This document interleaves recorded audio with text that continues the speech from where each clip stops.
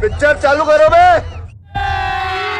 सुप्रिया जी, आपके नेता राहुल गांधी ने 150 सीटों में सिमटा दिया भारतीय जनता पार्टी को। 140 सीटें अखिलेश यादव देते हुए नजर आ रहे हैं। ममता दीदी ने कहा कि 190 से 200 सीटें। आपका मैं एक पोस्ट देख रहा था, आपने कहा 4 जून बीजेपी शून्य। ये कुछ ज्यादा नहीं हो गया? 400 पार का जो नारा था वो आप लोग गलत समझ लिए। 400 पार का नारा पेट्रोल के लिए था, आप सीट के लिए समझ लिए। 1000 पार करा दिया गैस, डीजल को पहुंचा दिया 90, तो जनता ने भी मन बना लिया है। और असलियत यह है कि 4 चरण के मतदान के बाद एक चीज शीशे की तरह साफ है कि 4 जून को ना भारतीय जनता पार्टी की सरकार बनेगी, ना मोदी जी प्रधानमंत्री बनेंगे। क्या तकलीफ है इनको? और मैं बताती हूं क्यों।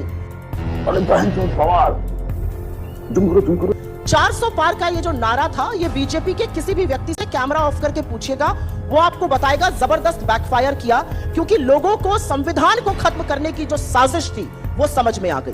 लोगों को समझ में आ गया कि ये आरक्षण खत्म करेंगे, लोगों को समझ में आ गया ये अभिव्यक्ति की आजादी खत्म करेंगे, तो जनता उठ खड़ी हुई और 4 चरण के बाद ये साफ है कि मोदी जी की सरकार नहीं बन रही है। क्या बात कर रहे हैं? और आप लोगों को एक बड़ा फैशनेबल सवाल पूछते हैं, अरे आप लोग जबरदस्ती संविधान को खतरे में बताते हैं। 48 घंटे पहले बरेली में, उत्तर प्रदेश में ही बरेली है, वहां पर एक दलित चौकीदार था वीरेंद्र कुमार। उसको रामपाल और वीर बहादुर, 2 होमगार्ड जो तहसीलदार के सुरक्षा कर्मी थे, उन लोगों ने बेरहमी से पीटा और पीटते वक्त गाली देकर कहा कि अनाज लोगे भाजपा का और वोट दोगे किसी और को।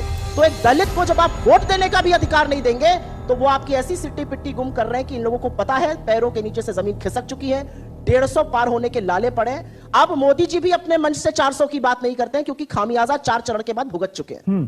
तो ये इसी से आप लोगों ने ये अंदाजा लगा लिया कि 400 पार का क्योंकि नारा दे रहे हैं, इसलिए ये आएंगे तो संविधान बदल देंगे, आरक्षण खत्म कर देंगे, वोटिंग राइट छीन लेंगे, तानाशाही आ जाएगी। नहीं, हमने ये अंदाजा नहीं लगा लिया, जनता ने लगा लिया। अच्छा। हमें तो पता ही था ये क्या कर रहे हैं। आप जैसे प्रबुद्ध पत्रकार कौन से चश्मे से राजनीति देख रहे हैं मुझे नहीं पता, हो सकता है अच्छे नंबर वाले चश्मे से देख रहे हो।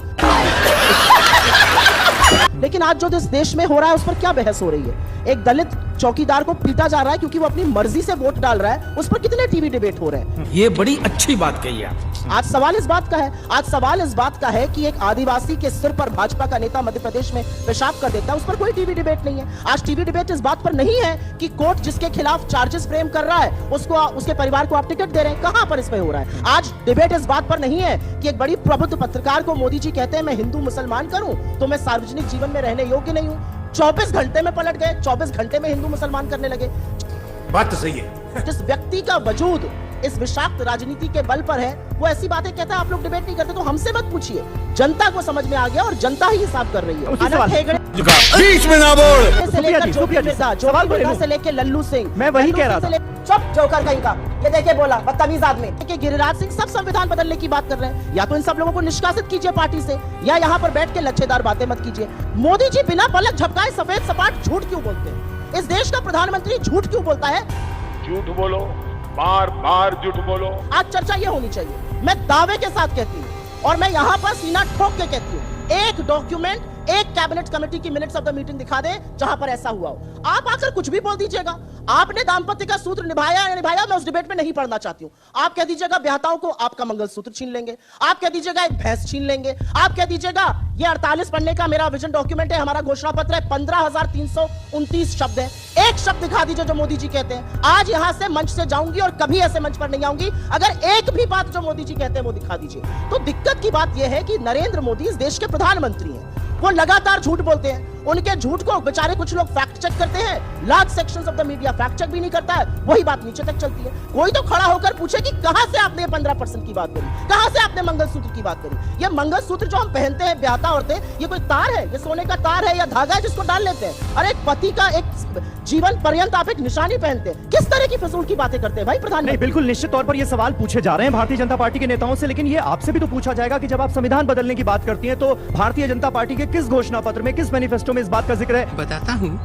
के पूर्व केंद्रीय मंत्री अनंत हेगड़े, उनके अयोध्या के सांसद लल्लू सिंह, उनकी ज्योति मिर्धा जो प्रत्याशी हैं हमारे यहाँ से ही गई हैं, वो गिरिराज सिंह, सब लोग तो बोल रहे हैं, खड़े होकर पब्लिक मंच से बोल रहे हैं संविधान बदल देंगे। तो या तो मोदी जी अपनी अगली पब्लिक रैली में कहें कि ये सब लोग देश विरोधी हैं, भाजपा इनसे कोई ताल्लुक नहीं रखना चाहती है, मैं इन सबको पार्टी से निष्कासित करता हूं, ये जो बात कह रहे हैं ये गलत है। मतलब इधर आप भांजेंगे संविधान बदलना उनकी तरफ और यहाँ पर आकर मीडिया कहेगा नहीं वो कहाँ बोल रहे हैं, अरे उनके लोग बोल रहे हैं। हमारा कोई लोकल बलिया का प्रवक्ता कुछ बोल देगा तो उस पर होगा पब्लिक डिबेट, प्राइम टाइम पर टीवी 9 पर डिबेट होगा। यहाँ उनके सांसद बोल रहे हैं, सूटपक सन्नाटा है। तो ये मीठा मीठा गप और कड़वा कड़वा थूक नहीं होगा। क्या बात है, क्या बात है। नियत ये है कि जो सिलेंडर 400 का था उसको 1100 कर दिया, जो पेट्रोल 70 का था उसको शतक पार करा दिया, आटा दही पर जीएसटी लगा दिया, अरे प्रभु पढ़ाई दवाई पर जीएसटी लगा दिया। ये हाल आपने महंगाई का कर दिया है। आज गाना बदल गया है, पहले गाना था सखी सैया तो खूबे कमात है महंगाई डायन खाए जाते हैं, आज दूसरा गाना चल रहा है सखी सैया तो नईखे कमात है महंगाई डायन खाए जाते ठीक है। हैं। असलियत ये है, जी। सुधांशु जी भी सांसद है,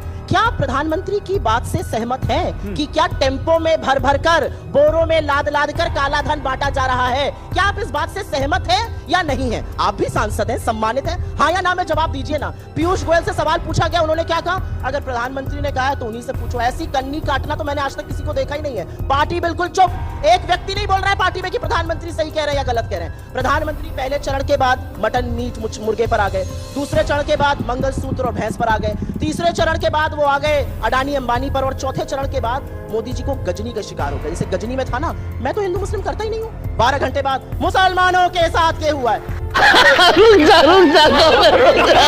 तो ये 4 चरण की मोदी जी की कहानी है। बिना न्योता लपके बिरयानी और सिवई खाने गए हमारे देश के प्रधानमंत्री लाहौर, क्यों गए? बिना न्योते के आईएसआई को पहली बार हिंदुस्तान की सरजमी पठानकोट पे किसने बुलाया? आपकी सरकार, आपके प्रधानमंत्री ने। असलियत यह है, अडवाणी जी पाकिस्तान गए, क्यों गए शिरकत करने, क्यों गए सिर झुकाने उस जिन्ना के सामने जिसने यहाँ पर हिंदुस्तान पाकिस्तान का बंटवारा किया? अरे बाप रे, ये तो धोती खोल रहा है। आपकी असलियत यह है कि जब हमारे लोग, जब इस देश की जनता अग्रसर थी और अंग्रेजों को करो या मरो का नारा देके देश से खदेड़ रही थी क्विट इंडिया मूवमेंट में, आप जिन्ना के लोगों के साथ, मुस्लिम लीग के साथ सरकार चला रहे थे, गलबैया कर रहे थे।